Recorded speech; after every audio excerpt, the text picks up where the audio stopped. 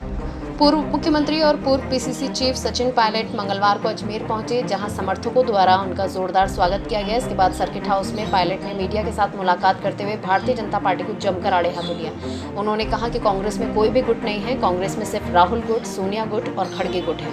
Congress party के सभी कार्यकर्ता हाथ के साथ हैं। आरटीटीसी अध्यक्ष धर्मेंद्र राठौड़ द्वारा अजमेर में समानांतर कांग्रेस चलाए जाने के सवाल पर पायलट ने कहा कि समानांतर कांग्रेस जैसी पार्टी में कोई चीज़ नहीं है, सभी पार्टी कार्यकर्ता एकजुट हैं। पायलट ने भारतीय जनता पार्टी की केंद्र सरकार को जमकर आड़े हाथों लेते हुए कहा कि चुनावों के समय बीजेपी की केंद्र सरकार अक्सर जनता का ध्यान मुद्दों से भटका देती है। उन्होंने कहा कि लोगों का ध्यान भटकाने के लिए ही सरकार ने इंडिया का नाम परिवर्तित करके भारत किया है, जबकि संविधान में इंडिया और भारत दोनों ही नाम शामिल हैं। बीजेपी की परिवर्तन यात्रा पर तंज कसते हुए उन्होंने कहा कि बीजेपी ने पिछली बार संघर्ष यात्रा शुरू की थी, जिससे जनता का समर्थन नहीं मिला, और अब बीजेपी इस बार परिवर्तन यात्रा कर रही है। बीजेपी ने थक हार कर यात्रा शुरू की है, लेकिन प्रदेश में पुरानी परिपाटी टूटेगी और इस बार कांग्रेस की सरकार राजस्थान में एक बार फिर बनेगी। पायलट ने कहा कि कांग्रेस लंबे समय से अजमेर में सीट नहीं जीत पाई है, वे यहाँ से सांसद रहे हैं। ऐसे में अजमेर में पार्टी को जीत दिलाना उनकी जिम्मेदारी बनती है। पार्टी द्वारा अजमेर में जिताऊ उम्मीदवारों को ही टिकट दिया जाएगा। जीत का पैमाना सिर्फ जीतने वालों के लिए है। 4 राज्यों में कांग्रेस जीतती है तो लोकसभा में भी हम सरकार बनाएंगे। नागौर के पूर्व सांसद ज्योति मिर्धा के भाजपा में शामिल हो जाने के सवाल पर पायलट ने कहा कि चुनावों का समय है, कुछ लोग आएंगे और कुछ लोग जाएंगे।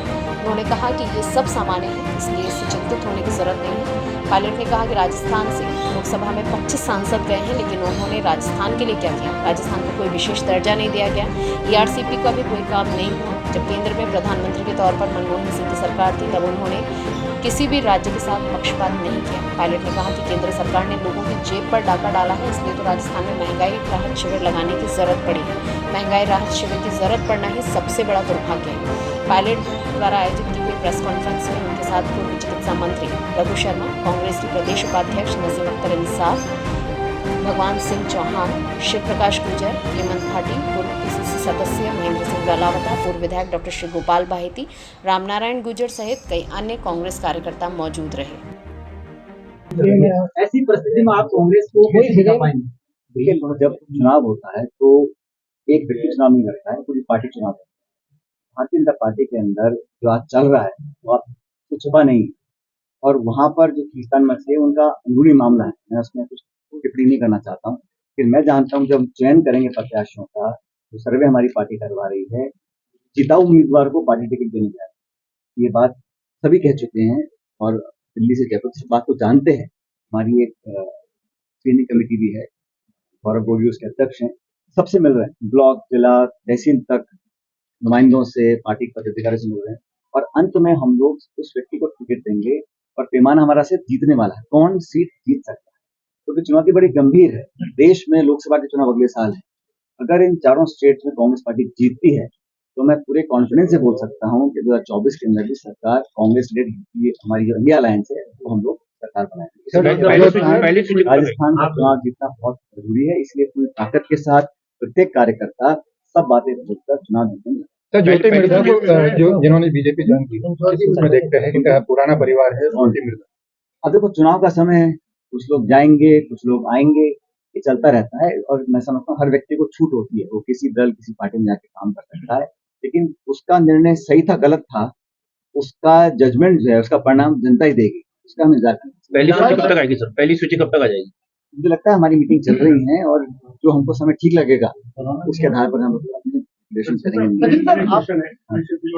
मैं जानता हूँ आपको, आपने आपके इसमें करप्शन का मुद्दा उठाया और आपने उसके लिए जन आंदोलन करने के लिए, तो क्या आप इस आंदोलन को या इस मुद्दे को नॉट एट ऑल, नहीं, जो पेपर लीक्स हुए थे उसके खिलाफ सरकार ने एक संशोधित नियम बनाया है, कानून बनाया है और उसको सख्त किया है, उसकी और गहराई से जांच होने का एक स्वरूप तैयार किया है, और जो सजा की जो मापदंड थे उसको बढ़ाया गया है, उसको शिकंजे को पकड़ने की कोशिश सरकार के बिल के माध्यम से होने वाली है। और जहाँ तक आरपीसी मेंबर्स का सवाल है, वो बात बिल्कुल स्पष्ट है, बिल्कुल सही है। वो व्यक्ति मेंबर्स बने, चेयरमैन बने, जिनका एक मापदंड तय होना चाहिए, ताकि जो सिलेक्शन हो उसमें पारदर्शिता बरती जाए। और अभी जो आरोप लग रहे हैं, ये आरोप लगने की नौबत ही नहीं आएगी अगर आदमी ऐसे हों, व्यक्ति ऐसे हों जो एक क्राइटेरिया के माध्यम से पदों पर बैठाए जाए।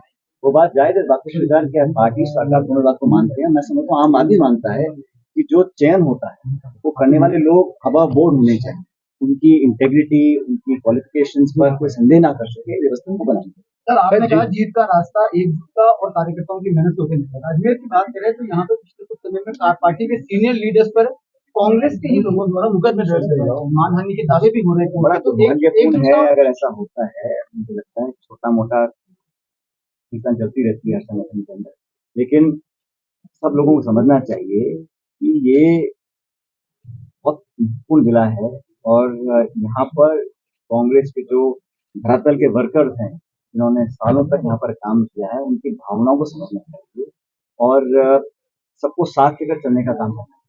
और इसी भावना को लेकर हम सब आज तक यहाँ पे काम करते आए हैं। जब यहाँ से सांसद हमारी कोशिश थी और अजमेर में थोड़ा बहुत यहाँ मामला थोड़ा मिसाल का रहता है, लेकिन कोई बहुत ज्यादा चिंता की बात नहीं है। सब लोग समझ रहे हैं चुनाव आ रहे हैं, सब आपस में काम करेंगे। और समानांतर कांग्रेस चलाने का आरोप है। अजमेर से चुनाव लड़ने के आपकी मेरे मैं तो रह चुका है यहाँ से भी पाँच साल। कांग्रेस अगर रिपीट होती है तो इस बार सीएम का चेहरा कौन होगा? देखिए बात ये है कि पहला मुद्दा ये है कि हम इकट्ठे पे चुनाव लड़े हैं, ठीक है, वो सब इस बात पे कमिटेड हैं। हम चुनाव चारों सीट में जीते हैं, ये हमारी प्रायोरिटी है।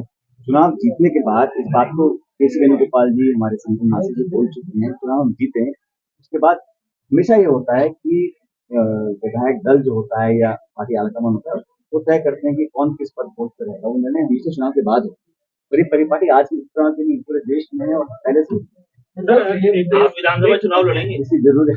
आप विधानसभा चुनाव लड़ेंगे? तो मैं विधायक हूँ टोंक से और मेरा मन यही है कि वहाँ से चुनाव लड़के जो जीत हासिल की थी पार्टी के लिए दोबारा रिपीट करें। सीएम फेस को लेकर आप पहले ही बयान दे चुके हैं कि बदलना चाहिए, तो मैंने ये ऐसा है कांग्रेस पार्टी ने हमेशा से ही इस लाइन को अडॉप्ट किया है कि हम चुनाव जनता के बीच जाते हैं, मुद्दों को लेकर, पार्टी के इशूज को लेकर। चुनाव जीतने के बाद जब विधायक जीतकर आते हैं, जब हमारा बहुमत आता है, उसके बाद विधायक और पार्टी निर्णय करती है कौन उस विधायक का निर्णय करने का, उसके बाद सर पायलट सर अभी भी आज भी ये देखने को मिलता है अशोक गहलोत का आदमी पायलट का आदमी, ऐसे ही कई दावेदार हैं। मैं तो पहले से कह चुका हूँ, सुनो मैं समझ गया आपके सवाल को। मैं पहले ही कह चुका हूँ, मैं दोबारा रिपीट करता हूँ, कांग्रेस पार्टी में कोई अशोक गहलोत गुट, कोई सचिन पायलट गुट नहीं है।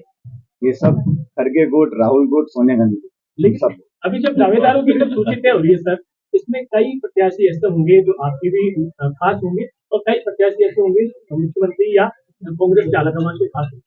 ऐसे में असमंजस की दोनों ही जगह पर मैं स्पष्ट कर देता हूँ, मैं स्पष्ट कर देता हूँ कि जो भी उम्मीदवार हैं, जो भी कहीं के भी हैं, वो सब मेरे ही गुट के हैं। उसमें कोई किसी का अलग गुट किसी का नहीं है, सब कांग्रेस पार्टी के हाथ के निशान के साथ में। ये हो सकता है कि किसी की लाइक और किसी को ज्यादा कम पसंद करते हो, ये स्वाभाविक है, हम इंसान है, किसी को ज्यादा पसंद कम पसंद, लेकिन हम सब संगठन विचारधारा पार्टी से बने हुए लोग हैं। जो भी चुनाव लड़ेगा उसको चुनाव कांग्रेस पार्टी लड़ाएगी, खड़गे जी, राहुल जी, सोनिया गांधी जी लड़ाएंगे, हाथ का चुनाव लड़ाएंगे, हाथ का चुनाव। तो ये सबको बात जानते हैं और सब बात को, लेकिन अंदर ही अंदर सब यही कहते हैं कोई अंदर बाहर की बात नहीं है, बिल्कुल स्पष्ट है, मिल गया तो उसकी बैंड बजा सब मिलकर लड़ेंगे। ऐसा आप क्यों लोगों को भड़का रहे हैं? सब मिलकर चुनाव लड़ेंगे, किसी का उन्हें कोई संदेह नहीं है। जो 4.5 पौने 5 साल निकल गए हैं, चुनाव का समय आ गया, अब जिम्मेदारी के साथ, गंभीरता के साथ, क्योंकि भाजपा सब काम करने वाली है।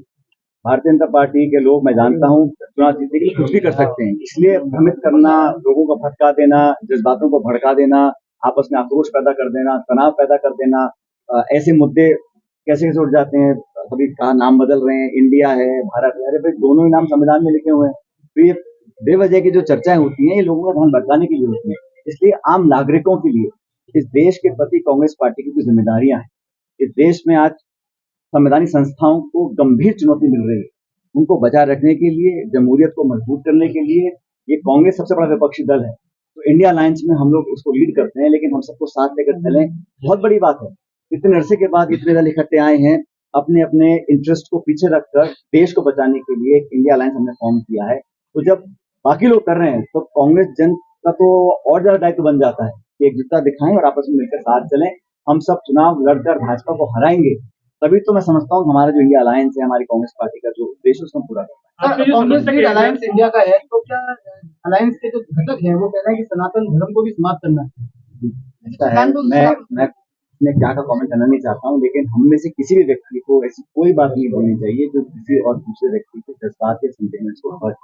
हमारी खुद की सोच हो वो हम तक रखें, लेकिन किसी को भी अधिकार नहीं है कि किसी और के फीलिंग्स या सेंटिमेंट्स को हम लोग हर्ट करें। ये हमारे यहाँ एक फ्रीडम ऑफ स्पीच है, अपनी अपनी आप बात को व्यक्त कर सकते हैं, लेकिन ध्यान रखना चाहिए कि किसी और के जज्बातों को हम